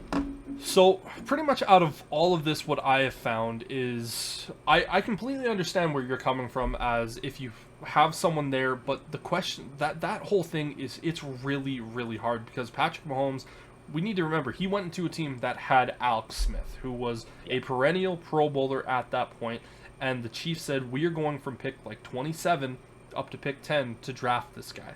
And of course, we're just going to allow him to sit here because we can afford to. Jordan Love, which was the next great example that people would like to use in this, he had Aaron Rodgers. Like, the Packers had Aaron Rodgers. This was not just a guy that they were casually just going to be like, okay, we're going to allow this guy to, to start immediately. It's like, no, Aaron Rodgers, pretty much when they drafted Jordan Love, Aaron Rodgers was like MVP, dislocated ankle with the Jets, or a ruptured Achilles with the Jets. Yep. But yeah, those were the seasons that Aaron Rodgers had. So. Yeah, and I mean, I've always stated those are the perfect situations. That's when you want to take a quarterback. The problem comes is a lot of times you'll get guys like Aaron Rodgers or Ben Roethlisberger where you draft that next guy and they get angry and jealous. And they go, why are you drafting my replacement? I'm still here. Yeah. They don't seem to understand the fact that it's like, yeah, you're still here, but like, we need insurance. insurance. Retire in 2 or 3 years, are you not? Like, what are we? You just want to leave us high and dry? Like, that's the tough thing is finding a quarterback that's going to be comfortable and willing to have their replacement learning behind them. We saw it in KC. Alex Smith unfortunately had a bad injury, and they shipped him out after that. Well, that was he had the bad injury when he was with Washington. Oh, they shipped him out and then he had the injury? Oh, yeah. Okay, yeah. I couldn't remember if it happened with KC or with Washington. But yeah, it's hard to get yourself into that situation. But that's why I was so adamant in my argument last week when we were talking about the Steelers that this is an excellent situation because Justin Fields is going in knowing he's going to be backing up Russell Wilson. Because Russell Wilson is going in knowing he's only going to have 1 year and he's essentially mentoring Justin Fields. Like, it's almost like it's a potential storybook writing of it. You got the perfect situation of 2 guys that are both on board for the situation. Yeah, and I know exactly what you mean there. For me, I look at that, I go, if this is in terms of a situation for a rookie quarterback, if, for instance, you guys were to draft, like, Bo Nix, for instance, in the draft, and you didn't have Justin Fields on the roster, I'd be like, of course, Bo Nix should sit behind Russell Wilson. Russell Wilson is a guy that has won a Super Bowl. He's been, at one point, a top 5 quarterback in the NFL. Has he played great football these last couple of years? No. But he's a guy that, without a doubt, a young quarterback can learn from. For me, I look at Justin Fields and I go, this is one of the most dynamic quarterbacks in the NFL. The Bears did him dirty, but, you listen to the way that Ryan Poles, the Chicago Bears general manager, talked about Justin Fields. He goes, listen, his rookie year, he got put to a team that essentially, it was just a general manager and a head coach saying, we're doing this to save our jobs.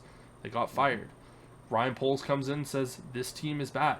There's no reason this team should stay we need to make serious changes if we want to be a constant contending team. And they did that. And it was just unfortunate for Fields. And then year number 3 was, we're giving you weapons. We got you DJ Moore. We got you a premier right tackle, like, Darnell Wright, one of the best emerging young tackles in the NFL.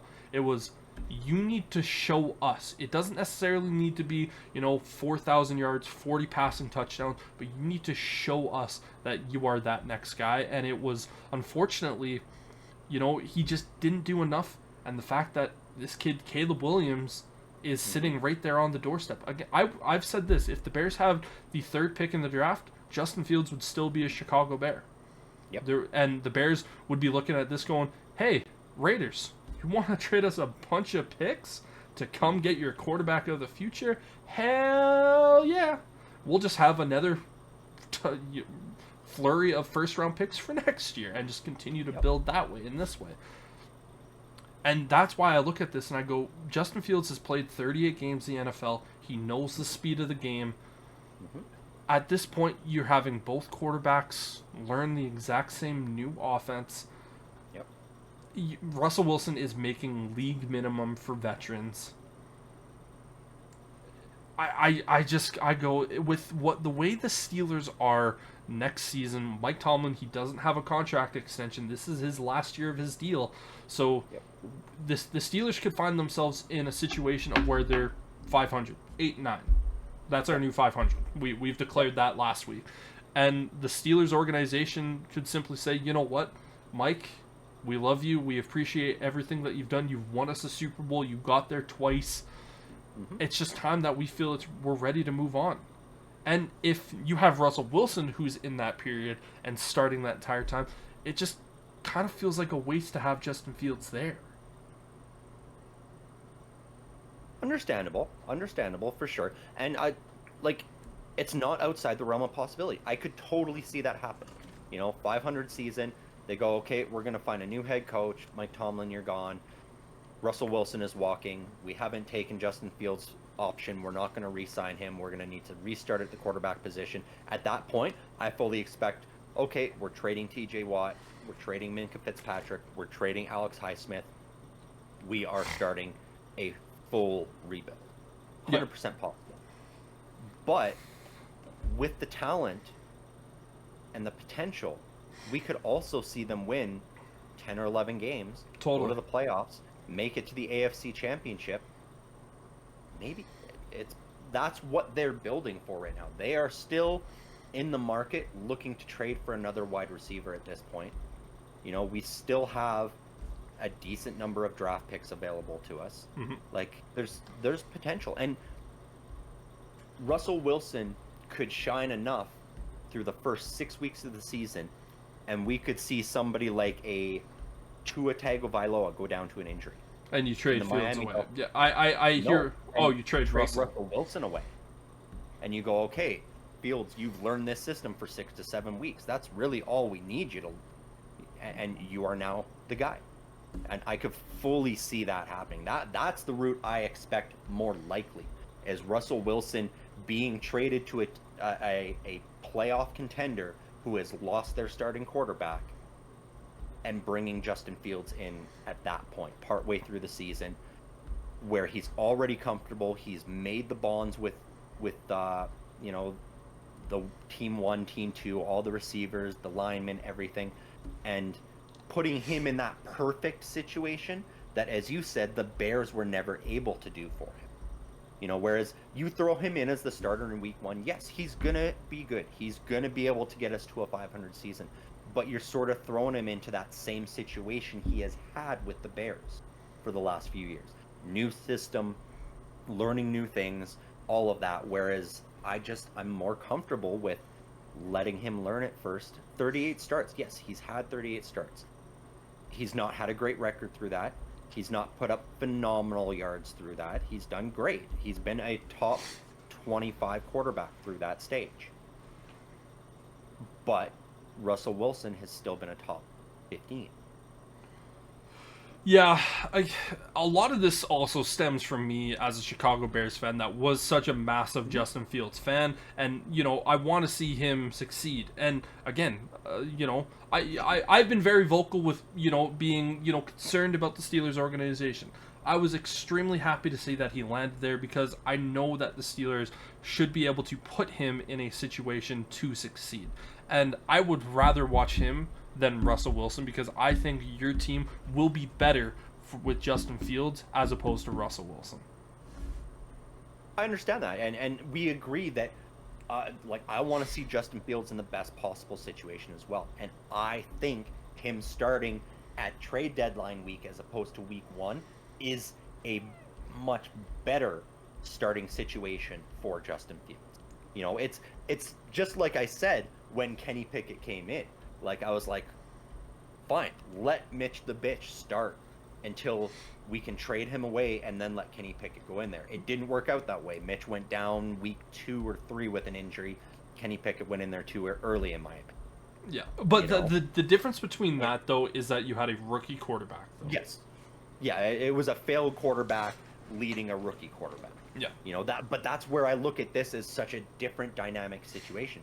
This is a Pro Bowl quarterback, Super Bowl winning quarterback, leading a rookie who has had some detrimental seasons, some struggles through his first 3 years, and going into year 4 into a potentially contract year if they don't pick up his 5th-year option, which I don't think they will, because that's a hefty... It's a lot of money. But then again, it's probably a lot cheaper than if you were to immediately, let's say Justin Fields goes out there and throws 25 passing touchdowns and has less than 10 interceptions and is 3,500 passing yards. You're then likely going to have to say to him, like, okay, if we want to keep you, it's $35 million plus, as opposed to, I think it would be $18 million for his 5th-year option. Yeah, I'm not sure what it would be, because typically the salary cap hit is quite low. Yeah. And it's just a hefty signing bonus for that 5th-year option. So, I mean, that's something the Rooney family could look at and go, we're going to eat this big signing bonus so that we can have you as our starter in your 5th year, and from there go. So, I mean, I get where you're coming from. I get where a lot of people, because I've heard a lot of arguments on both sides of it, of Justin Fields should be the starter, Russell Wilson should be the starter. I just... with the style of team building and quarterback knowledge that I like to see, this is my dream scenario. Having Russell Wilson, a veteran, a savvy veteran who is willing to teach the guys behind him. This was the issue we had in Ben Roethlisberger's final years. With Mason Rudolph. Rudolph. Not willing to teach. We brought Mason Rudolph in, hoping to mirror that Brett Favre, Aaron Rodgers dynamic. Where there was a little bit of animosity, but Brett Favre ultimately was willing and able to teach Aaron Rodgers and pass that along. Because we've seen it now, the Rodgers to Love. There wasn't a lot of teaching necessarily, but Love obviously learned a lot, because you see a lot of the things that Jordan Love does, and it looks like a mirror of Aaron Rodgers in some cases, which is terrifying for the entire NFC North division. And that was what the Steelers were hoping to do with that Ben Roethlisberger, Mason Rudolph, but Big Ben decided, I don't want to teach this guy. And unfortunately, that was to the detriment of Mason Rudolph, because you look at him and he is that prototypical quarterback. He's got the build, he's got the intelligence, he's got the arm strength. He could have been a good quarterback in this league. But that's the past. What we've got right now, I like the way this could shake out. It could be terrible. We could have a 3-win season. It could be completely awful and we end up having to blow it up. But that is the risk. Something you just have to take. Yep. It's the risk you take in this league, and they've said it throughout the organization, from the Rooneys to Omar Khan to Mike Tomlin. Because of the way this shook out with Kenny Pickett and the fact that they went, okay, now we have to trade for Justin Fields, they are looking at this from, it was originally going to be a bridge year where they were like, we expect to maybe go 500, maybe get 10 wins, possibly make the playoffs. They are now going all in. That's why they're in the market trying to trade for one of the other marquee wide receivers available, the Diggs, the Ayuks, the Jeffersons. That's why they're in that market trying to get that, because they're going, we're trying to win a Super Bowl this year now. instead of being a bridge year where we just get by, keep the status quo, and build from there. Yeah, no, I've had a lot of opportunity to sit back and think about the conversation that we had last week. That's why I started out with saying, I felt too harsh going at your team last week. But when it was realistically me going and being such a massive Justin Fields fan, even though he's not on my team anymore, I still want him to succeed, and I want to see him succeed with your team, and I do not want to see Russell Wilson play. That's fair. I think if you truly want him to succeed, this is the way he succeeds in Pittsburgh. This is the way that Justin Fields becomes the next guy in Pittsburgh, is by playing behind Russell Wilson for 5 to 8 weeks, and hopefully we trade. Yeah, and if that doesn't happen, I still think this is best situation for Justin Fields. And you know me, I tend to try to be a more positive guy while still tempering it with that reserve and that belief that things can go wrong for sure.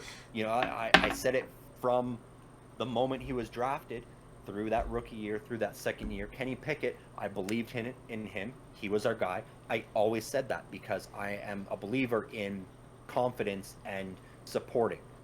That being said, I am extremely happy that we have Russell Wilson and Justin Fields as opposed to Kenny Pickett. Because both of those guys are better than anything Kenny Pickett had shown us thus far. It was simply a matter of, this is my starting quarterback. Yes, I can shit on him, but what good does that do the team? What good does that do my confidence in my team? It doesn't do any good. Totally. I always try to find the best scenario for the situation, and that was why I was so happy to get a guy like Russell Wilson on a cheap contract, because I was like, okay, now he can maybe knock some sense into Kenny Pickett, as long as it's not the Bible thumping sense, It's not the Steelers country, let's forge, right? I'm sure he'll come out with some weird catchphrase. It's sort of his thing in the last 5 to 7 years, but I mean, I get it. I want Justin Fields to succeed here as well. You look at the Pittsburgh Steelers and you go, well, Russell Wilson isn't our franchise quarterback for the next decade. Justin Fields could be.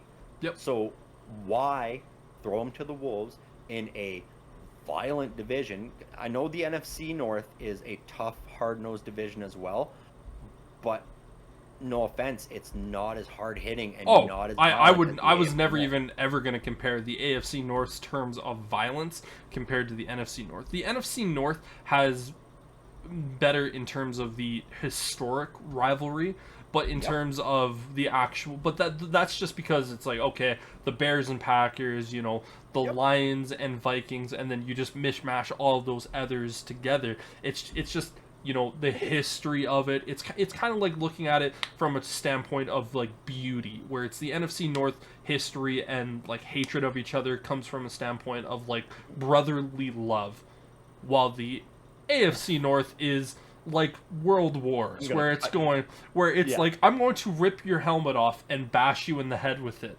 And it's, I sent you a meme this week, and it was obviously he was going for the ball. It was TJ Watt welcoming Zay Flowers to the league, and it was him just full on punching him right in the face. He was aiming for the football to punch it out, but he missed and just clocked Zay Flowers. And it's welcome to the AFC North.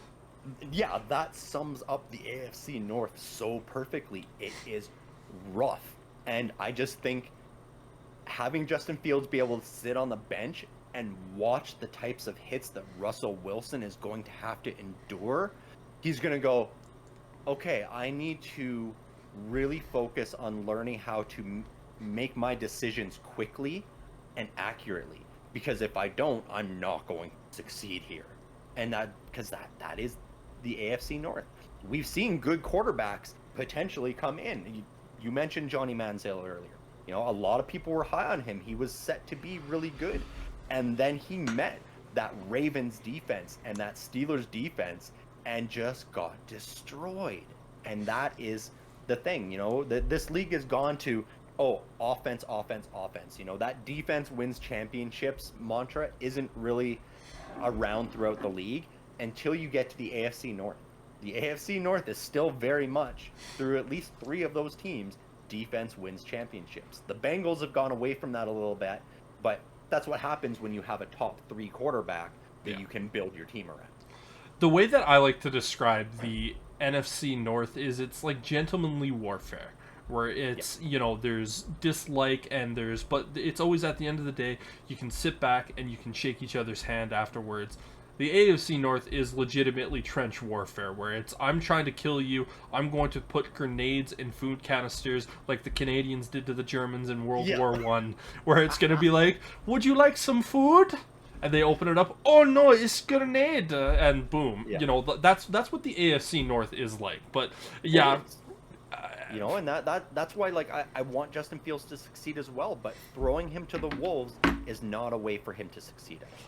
Yeah, I think letting him see what he's getting himself into first, because I mean, I need to see the schedule first. I need to see the schedule first, because if it's NFC North heavy at the beginning, like you have 2 or 3 games at the start of the year, I might be more in favor to agree with you in that standpoint of going like, okay, maybe let Russell Wilson get his head knocked off by, you know, Myles Garrett at the start of the year. But for instance, like, let's say you only have 1 AFC North game in the first 6 or 7 games of the season, which we see. You don't necessarily, you know, it's the last few years, it's usually that they'll have at least 2 before the trade deadline. Yeah. And then typically, like, the final 3 to 4 weeks, you see a lot more, But and so I know the NFL likes to front and back and load the AFC divisional rivalry games for that reason, you know, to get people fired up for the season, and then usually because it is a battle for that division title at the end between 2 to 3 of those teams. Yeah. And but so, for me, I'm pretty much just looking at it like, you know, if it's heavy AFC North games at the start, I can kind of see what you're coming from with that. But if you have maybe just 1 or maybe even 2 throughout the first 6, at that point I'm like, you know what, you might as well get him out there. And it's kind of like that boxing where you need that first big shot to kind of get you like, okay, now I'm like, that type of situation. Yeah, well, and that's why, as long as if it is only 1 before week 8, as long as that 1 is against either Myles Garrett or Roquan Smith, then it's still suitable for me. If we only play the Bengals before the trade deadline, then I agree with you completely. Justin Fields might as well be in there, because that Bengals defense is not quite as fearsome as the other 3 right now. That the Bengals team they still have a good defense, but it's not as smash mouth, and they are much more focused on their offense in Cincinnati than the other 3 teams are. In terms of the defense, the way that I rank the defenses in the AFC North is I go Steelers, I then go Cleveland, then I go Baltimore, and then I go Cincinnati, just because we've seen the hit that Baltimore has taken this offseason to their defense. It really feels like it's pretty much Roquan Smith and Justin Matabuke is kind of it, and you're like, okay. Don't forget Kyle Hamilton. Oh, you're correct, yes. So they have a guy on each of the 3 secondaries. Yep. And, I mean, there's still more they could add. We could see them get something big in the draft that people weren't expecting. Like, there are possibilities out there. And, yeah, I agree. Like, and honestly, that 1-2, Pittsburgh-Cleveland, for defense alone, they're pretty interchangeable. That Cleveland defense through the first 10 weeks of last season was easily the best in the league. Well, even the last half of that season, they were still one of the best. They were still great, but I feel like other teams had elevated their game to be able to compete with Cleveland on that top tier level. Is more what I'm saying. Yeah, no, I get you. Yep. Yeah, but so if there's a game against Cleveland early on, then let Justin Fields see what that's going to be like. Yeah, you know, because it's going to be a tough situation. I get what you're saying with that. It's going to be, you don't want him to lose his confidence right away, but you and I were always going to have differences of opinions on this, My question for you now, in terms of your Pittsburgh Steelers, is what would you be willing to give up for a receiver like a Brandon Ayuk? Because, to be perfectly honest with you, I don't think you're going to get Justin Jefferson. I think for him, the price tag might just be a little too rich for the Pittsburgh Steelers and Amir Khan. I think if you do see Justin Jefferson get traded within that division, it will be to Cincinnati. But even then, I see that as a massive, massive stretch. But, I think just what you're going to have to give up for Justin, I think the Steelers are going to go, okay, we'll take a step back. So for you, Brandon Ayuk, what do you think the Steelers would have to give up? Well, that's just it. With someone like Brandon Ayuk, they're not going to have to give up a lot because the Niners either have to get something for him or let him walk. Because they're not going to be able to afford to re-sign him. So they know they're sort of in a position. I would give up a second rounder and a fourth rounder for Brandon Ayuk. Would you give up the 20th pick? No. No, the only one Justin Jefferson is the only one that would be worth 2 first-round picks to me. 20th pick and next year's first, I would give up for Justin Jefferson. Even then, I think you're still having to give up more for Justin Jefferson. You would. Yeah, you would have to give up more, but I would expect it to be at that point probably player, someone like a Calvin Austin and a Nick Herbig or something like that. A couple of players that are depth right now with the Steelers that would be starters with the Vikings in their rebuild. So I could see something like that. But ultimately, like the other guys like Diggs and Ayuk, as I said, the Niners have to get something in return or let him walk. Diggs is that big ego, and so the Steelers would look at Buffalo and go, well, yeah, like we'll take him off your hands, but we're not selling the farm for a guy that we might end up having to turn around and cut or ship out ourselves because of his attitude. Especially since we've already got a George Pickens in there. So yeah, Ayuk, I would give up no higher than a second round pick. I would be willing to part with a depth player, a Nick Herbig, which would hurt because I like having Herbig there, especially with the expectation that TJ Watt likely will finish his career somewhere other than Pittsburgh. So I would like to have Herbig still with Pittsburgh to fill that void when TJ Watt moves on.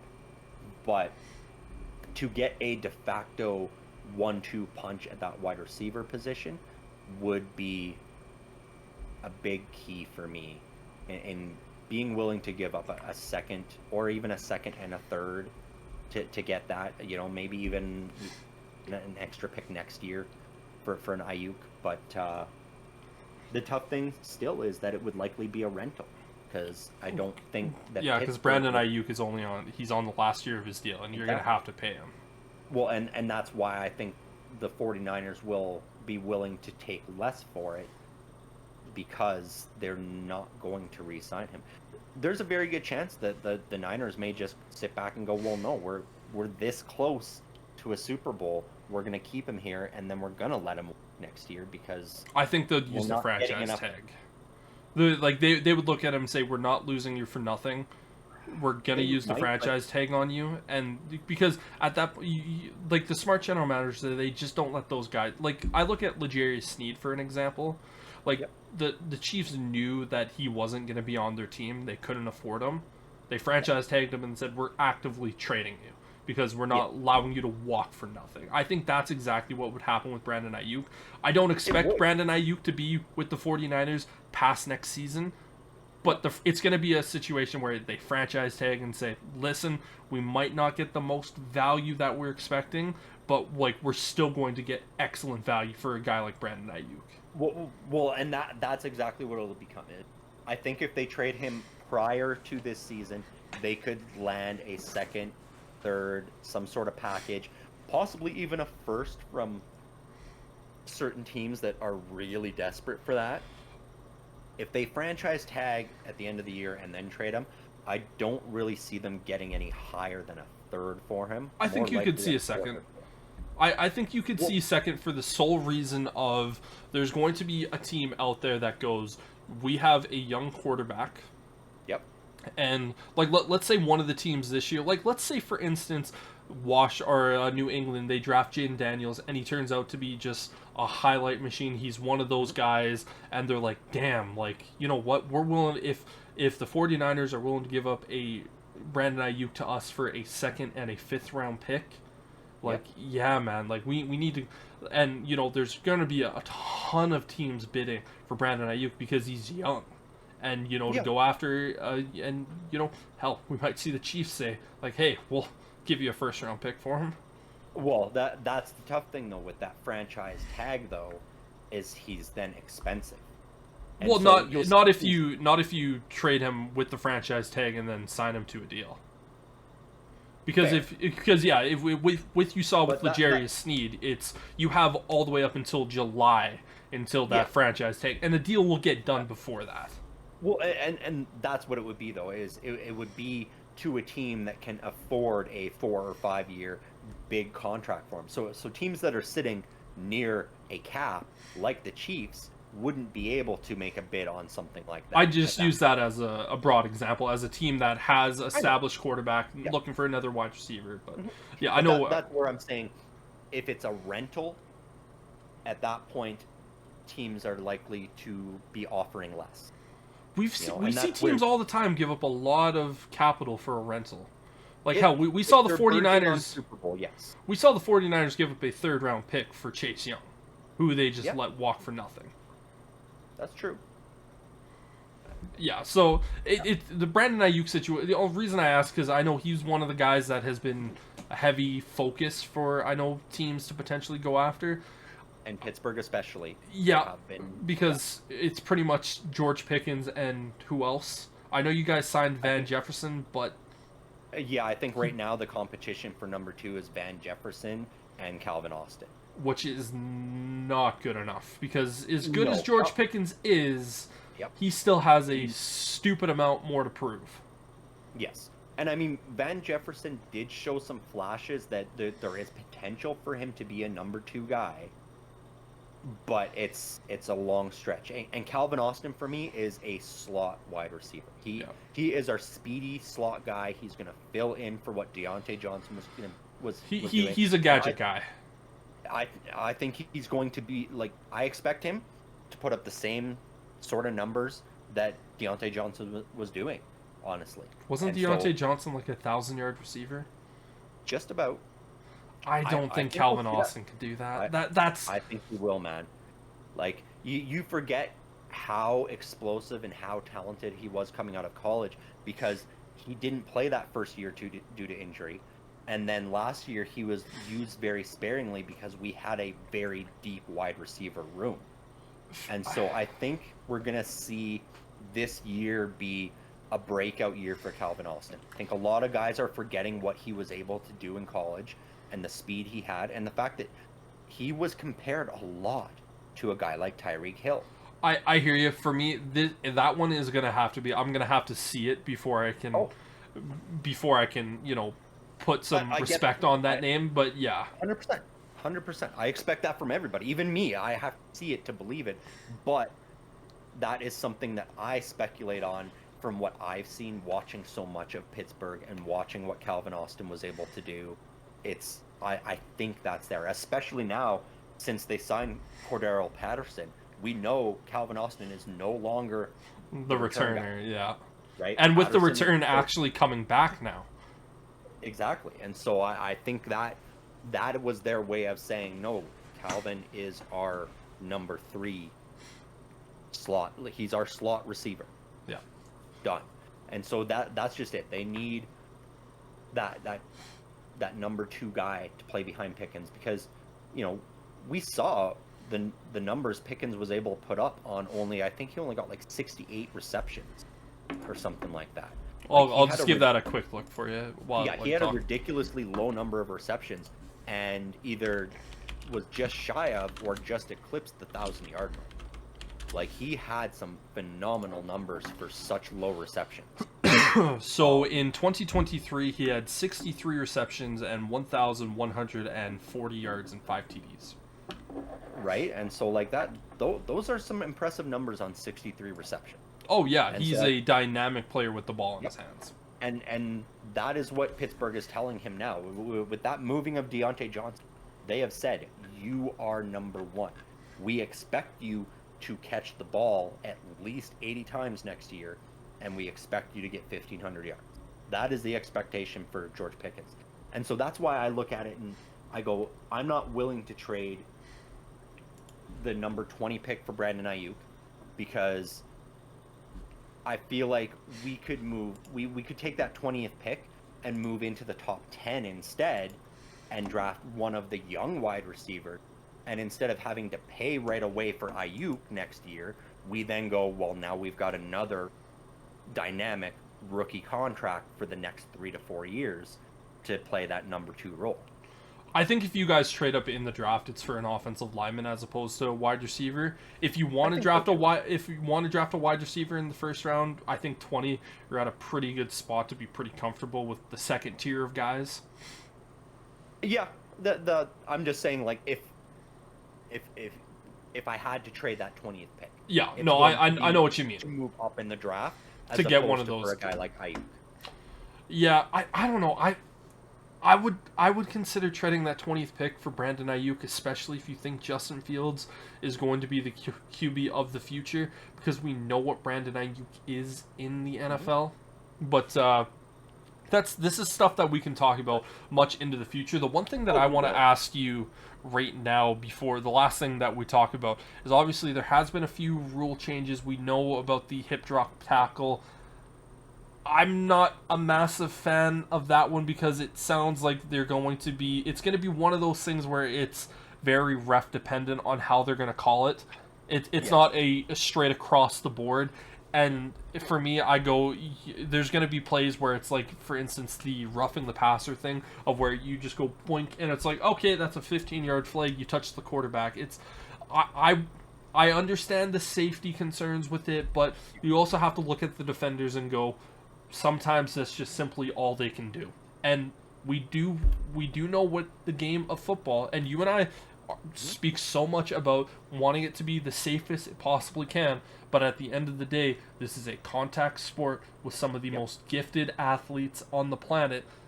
You're going to get injured. You have to expect to be injured at some point in your career. And it's the risk you take. It is, and you do, but I think the issue is the severity of the injuries that have been coming with that hip drop tackle. And you look at the statistics and everything that has been rolled out, and we're looking at it being called once a game. Ultimately. Like, you look back, and the hip drop tackles we saw, it was usually about once a game we would see a bad hip drop tackle where we were like, oh, fuck, that guy might be hurt. And it was something like 30% of the time where it was a severe injury. And that is a high injury rate for a low tackle style rate.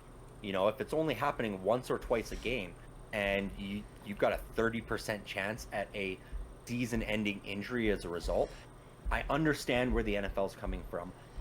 I feel like we need to, it's going to slow the game down, but I think the coaches need to be able to challenge that one and be like, no, look, that wasn't a hip drop. That was he wrapped him up at the knees to take him down. Because that is the alternative. It's if you can get him below the waist, lock those knees, and bring him down, that is the safer option. The problem we were seeing was guys that just weren't fast enough to get a guy like these tight ends or these running backs. They were essentially getting them around the chest and then just going dead weight on the back of their knees. And that, it is a dangerous tackle. Yep. At that point, it's like, okay, you need to learn, wrap him up, fine, and just dig your heels in. You're not going to be able to take him down, but you'll slow him down until your support can get there. Yeah. That's what it's going to have to be. For me, at the end of the day, it's without a doubt it's up to the discretion of the officials.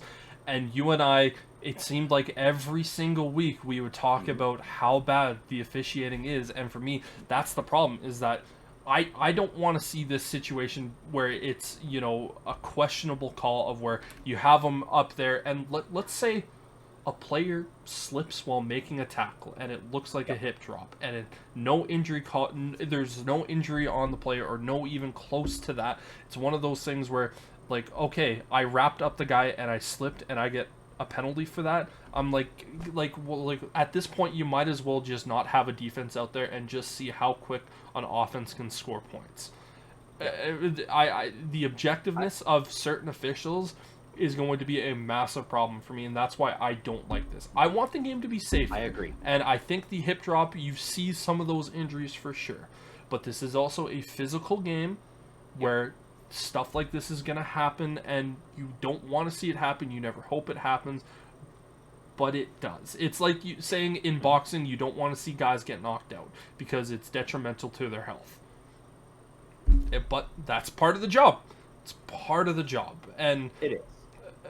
But and I agree. I think, you know, the next steps the NFL needs to be taking is, you know, if they're so keen on player safety and integrity of the game, there need to be more checks and balances in place for these referees. Because right now the referees really are just running wild and making the calls as they see fit. And I get where they're coming from. It's fast-paced for them as well. They need to make a split-second decision. It's not easy. And that's where I think these more extreme penalties, these game-changing penalties, the roughing the passer, the hip drop tackle, they need to almost be treated in the same way as a scoring play. It's reviewed upstairs every single time. Because we know that the broadcast is filled with commercials anyway. It's like, oh, okay, we've got a flag. It's a hip drop, 15-yard penalty. We're going to cut to commercial. They're going to review it up top. I think the biggest thing that the NFL needs to do is they need to adapt the Sky Judge, where we've seen it in the XFL, where every single penalty is reviewed by a certified NFL official in a booth, seeing multiple angles where they can watch it angle.